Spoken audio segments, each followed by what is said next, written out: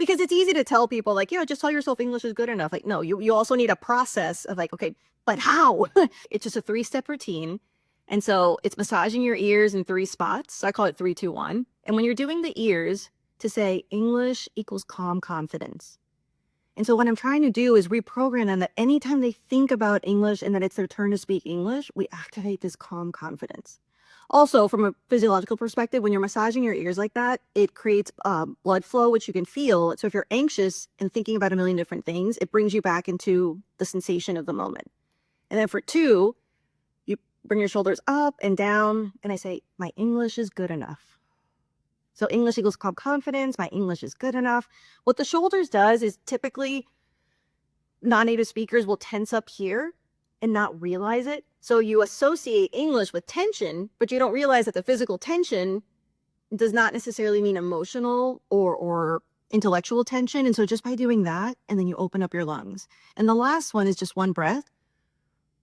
And there I'll have everybody do their own, whatever they need for the week. Like, I am adaptable. I am excited. I am like whatever goal they have. But that 1 breath slows your heart rate down. From a cognitive perspective, when your heart rate's accelerated, you go into fight or flight, which the brain then doesn't let you access creativity and language other than the basics because it thinks you are being chased by a lion.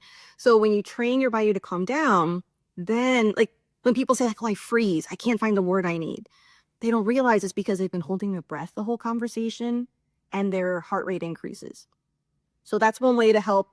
Because it's easy to tell people like, yeah, just tell yourself English is good enough. Like, no, you also need a process of like, okay, but how? So this is a physical way that you can help yourself believe that. Reverse engineering confidence, because it's the only way I have found, as I've experimented with so many different methods. It's the one way that I found is the most successful.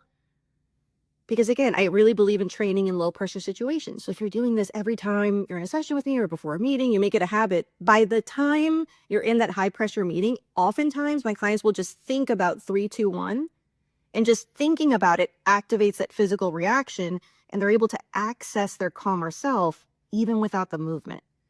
So it's so powerful. So it's the mindset shift and then finding a physical way to help yourself accept it.